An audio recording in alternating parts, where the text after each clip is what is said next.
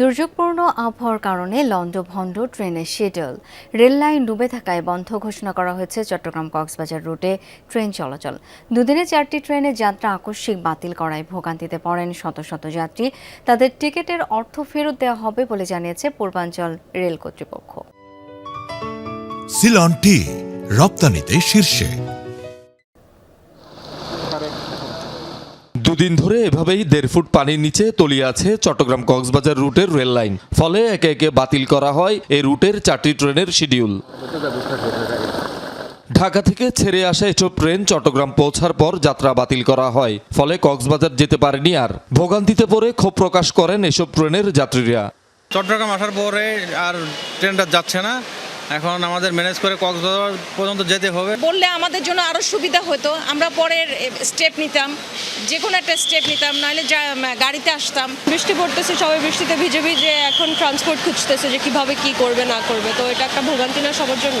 আগে থেকে একটা নোটিশের মাধ্যমে যাত্রীদেরকে জানানো, তারা একটা প্রিপারেশন নিয়ে বিকল্প পথ খুঁজতে পারতো। যাত্রা বাতিলের পর কেউ কেউ ঢাকায় ফেরত যান, কেউ বিকল্প উপায়ে কক্সবাজার যান। সময় ও অর্থ নষ্টের জন্য রেল কর্তৃপক্ষের অবহেলাকে দোষারোপ করেন যাত্রীরা। ফ্যামিলি নিয়ে আসছে, আমাদের যে কষ্ট, এই যে কেটে কেটে যেতে হচ্ছে, এখন অনেকে চলে গেছে, আমরা এখনো যেতে পারি নাই। সবাই নেমে গিয়েছে, হঠাৎ করে আমাদের এই যে বললো যে আর যাত্রা বাতিল হয়ে গেল, এই যে আমরা এখন সাফারার, এখন আমরা আবার ঢাকায় ফেরত যাচ্ছি। লং জার্নি করে ঢাকা টু কক্সবাজার যাওয়ার জন্য টিকিট কেটেছিলাম, এখন চট্টগ্রাম এসেছি, কিন্তু এখন আবার আমাদের ব্যাক করতে হবে। টাকা নষ্ট হইলো, টাইম নষ্ট হইলো, এত জার্নি করার পরেও যদি আমরা ঘুরতে না পারি, কক্সবাজার যদি যাইতে না পারি, এটা তো খুবই দুঃখজনক। আমরা 2 দিন জার্নি করছি, কিন্তু আমরা কোনো লাভ হয় নাই, আমরা তো ঘুরতে পারি নাই।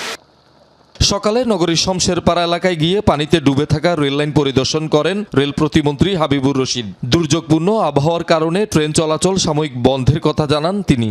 রেল লাইনের উপর যে পরিমাণ পানি জমেছে, রেল যোগাযোগ রাখলে এখানে বড় কোনো অ্যাক্সিডেন্ট হওয়ার সম্ভাবনা, দুর্ঘটনা হওয়ার সম্ভাবনা থাকে।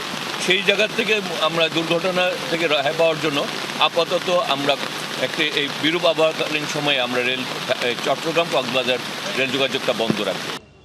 এদিকে বাতিল হওয়া পর্যটক এক্সপ্রেস, কক্সবাজার এক্সপ্রেস, প্রবাল ও সৈকতের যাত্রীদের নিয়মানুযায়ী টিকিটের অর্থ ফেরত দেওয়া হবে বলে জানিয়েছে কর্তৃপক্ষ। প্রবাল সৈকত চলতো সেটা, আর ঢাকা থেকে যেটা কক্সবাজার এবং পর্যটক এক্সপ্রেস, এটা বাতিল হচ্ছে। আমরা চিটাগাং পর্যন্ত যাত্রাটা কন্টিনিউ করবো, চিটাগাং থেকে কক্সবাজার এই অংশটুকু যাবে না। প্রত্যেকে আমরা রিফান্ড দিচ্ছি, যারা স্টেশনে গেলে আমরা রিফান্ড দিচ্ছি। শহীদুল সুমন, যমুনা নিউজ, চট্টগ্রাম।